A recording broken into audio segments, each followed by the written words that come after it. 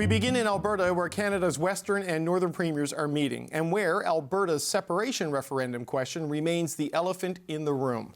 Prime Minister Mark Carney said today that the question is not helpful and could backfire, pointing to what happened with Brexit as a cautionary example.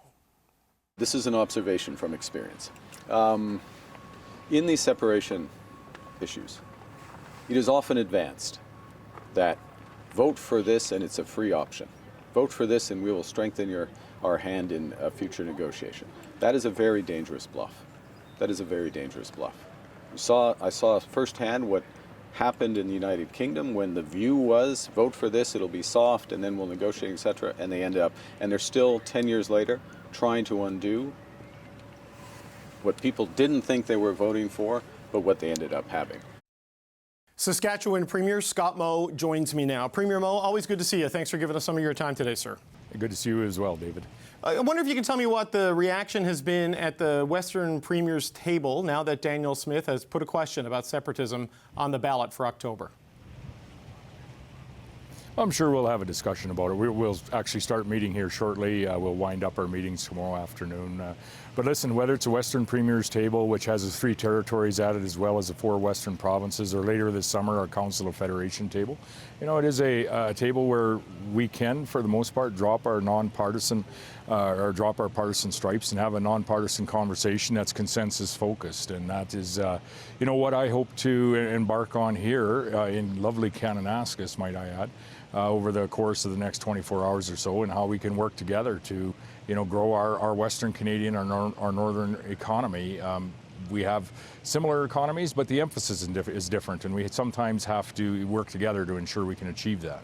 Well, what are your personal thoughts on this, though? I know things have started to move in a direction that you are certainly more comfortable with at the First Minister's table and the overall priorities and focus of the national government. And to see this enter an already extremely disruptive time, how do you view the potential fallout of a referendum? I don't see fallout from it at all. And you noted, David, and I would just say there's a market shift. When you look in the rearview mirror at what has been happening for the course of the last decade, and I've been Premier for most of that time, close to 9 years now, it's been troubling. We've seen unconsulted, harmful policies that have been introduced time and time again, and they've had real impacts on, you know, how we create wealth in some areas of this nation, including the province where I live. So there's some very real frustration, in particular, I would say, by those that continue to look in that rearview mirror. If you start to look out the windshield at what's coming and what's happening today, we see a Prime Minister with a fairly different focus. You know, on the international stage, he's increasing Canada's credibility. I've seen that firsthand in countries around the world. He's working with provinces to prepare for our CUSMA review, which is, I think, of crucial importance and probably the most consequential discussion that we're going to have throughout this summer. To credit to Prime Minister Carney and Premier Smith for, you know, having a very grown-up, mature conversation about how are we going to not only protect the volume of energy that we produce here today, but how are we going to structure how investment is going to flow into that industry in the future. So you're going to see some that are going to look in that rearview mirror and they're going to increasingly be frustrated. I, as a provincial leader, and I think Danielle Smith would agree with this, is we have to look ahead, work with a Prime Minister that has a very different view. It's not perfect and it's not fast enough for someone like me, but it's much better than we had. And there is an opportunity for us to, you know, grow and strengthen our provinces within a united nation of Canada, and that's Saskatchewan's position throughout this as well. Far be it from me, though, I'm not an Albertan, to tell any Albertan what to do and how to vote in the question that's coming before them. No, I can appreciate that, but you are a Canadian and you're one of the provinces. You're one of the provinces right next door, right? And as you look through that windshield, Premier Moe, we see the July 1 deadline for the application to the Major Projects Office, the October deadline for the designation of a pipeline as a project of national interest, but then the referendum on the 19th of October. Not having this issue settled prior to the major project designation deadlines, I mean, does that not create a complication for capital commitment and proponent sign-up in terms of trying to build something to the coast when the borders could be fundamentally changed? No, because it's not a separation referendum. It's actually a question that I think the Premier of Alberta is required by law to put forward. She had, people that have asked for the question to be asked on in one way, and almost as many that have been asked, but have also hit that trigger for that question to be asked in a different way. And the legislation is being followed by the Premier of Alberta by putting essentially both of those questions forward. It's not a binding referendum question, or it is a referendum question, pardon me, but it's not a separation question. It's a question about whether we should even move forward with that. So I don't see an issue with that in any way. I actually see this as the Premier really following the law that they had enacted in the province. Now listen, the frustrations are real. We feel those in Saskatchewan. But I would say, whether it be to Albertans or other Canadians, and you're right, I am a Canadian in a neighboring province, that we should also take into account the opportunity that we see coming, the change in conversation that has come from Prime Minister Carney, and it is markedly different. And I think there is a path forward for us to have much more success in the opportunities that lie before us than we maybe even would have had 2-3 years ago. No, I take your point that October 19th wouldn't be a binding referendum, but if the second option passes, Alberta is going to move to a more formal binding referendum along the lines of what we saw in 1995 in compliance with the Clarity Act. And that brings a whole other dose of uncertainty, right? There's a reason the Bank of Montreal is headquartered in Toronto. It's because of the uncertainty around separatism led to a lot of capital and corporate flight. I mean, as a Westerner, are you worried that the progress that's been made with Prime Minister Carney could be jeopardized by these moves? No, I don't think the progress will be jeopardized. There's a number of things I'm worried about, including the unrest and what many have called Western alienation, and I've seen it in Saskatchewan communities as well, and it's very real, and it's built over the course of the last 10 years with those unconsulted harmful policies that have been brought forward that I've spoken to many times on this show and others. However, I think with Prime Minister Carney, you've also seen me bring an entirely different tone on the opportunity that lies before us. And as a subnational leader, and I see Premier Smith and other premiers, Premier Eby, Premier Canoe, doing similar things, working with Prime Minister Carney to achieve the agreement where we can achieve agreement to grow the industries that are creating wealth for our province, yes, but more broadly for Canadians. And so it's this is a question that maybe in many cases has been building for a number of years. The Premier of Alberta is following the law in Alberta by asking essentially both questions, and as if and the question is, should we move forward? That is what it is. I don't see it as risking any of the long-term opportunities that we have.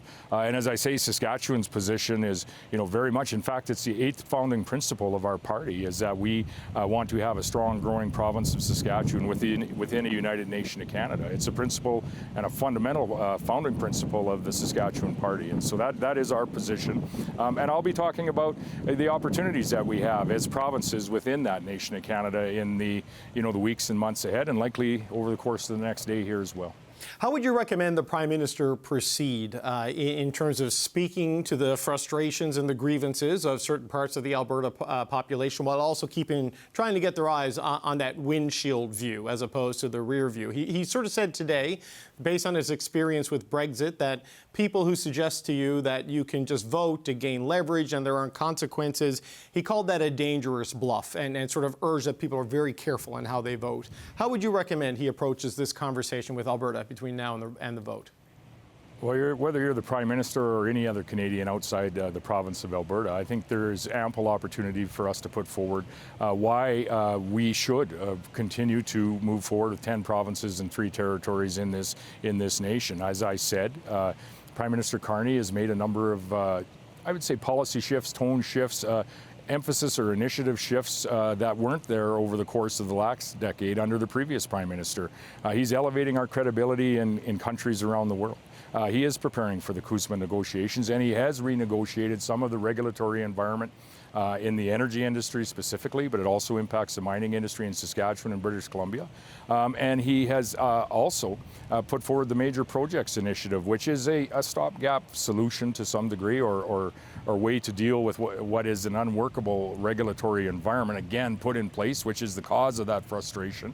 But he's legitimately trying to navigate through these hurdles that have been put in place so that we can aspire to be one of the strongest economies, if if not the strongest economy in the G7 and a global energy superpower. We agree with all of those aspirations. We agree with the steps he's taken. As I say, it's not perfect. I'd like to see it further and faster, but it's far better than what we've had. And I would just say to those in Alberta and those across Canada, let's focus on what is happening and what is going to happen in the future and how we can build on that success, as opposed to looking in that rearview mirror. There's lots of frustration behind us, and I share it.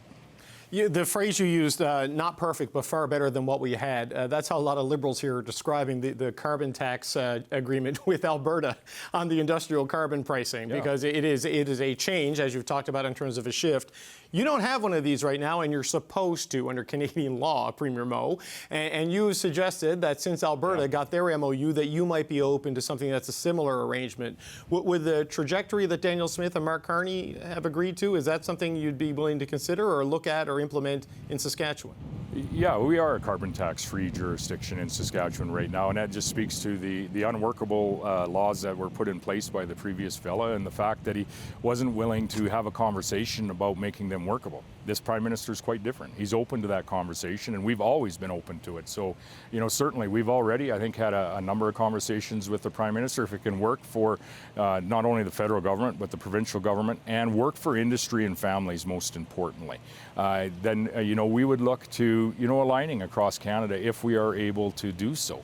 If we're not, we're quite comfortable with the status quo as we move forward as well. But I think that very, very fundamentally speaks to the different approach that Prime Minister Carney has versus the previous fella, is he's willing to engage. He's willing to move the regulatory environment. And he has pressures as well. I mean, we saw 12 people. They weren't courageous enough 12 MPs, they weren't courageous enough to put their signature and their name to their words.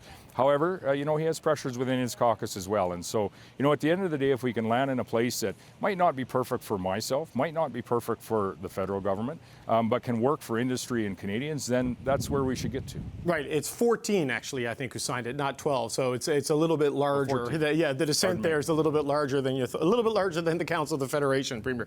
But just as a final point, am I understanding you're right that are you, because you have to get in compliance with the national law at some point on carbon pricing on the industrial side, right? So are you and the Prime Minister going to have this conversation? I mean, or are you just going to look at what they're doing in Alberta and adopt that in Saskatchewan, do you think?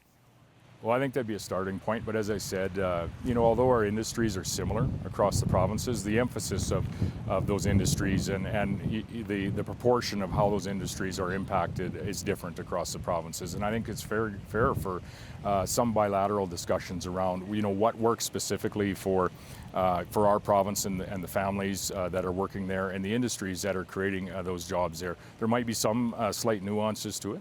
But that would be our starting point for those discussions. And listen, if we can move forward in agreement, that's always our goal, always has been our goal.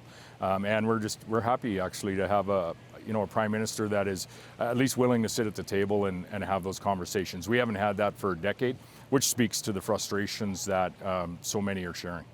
Saskatchewan Premier Scott Moe joining us from just outside the Western Premiers meeting in a slightly windy Kananaskis, Alberta. The mic picked that up a little bit there. Premier, always good to see you. Thank you, sir, for your time.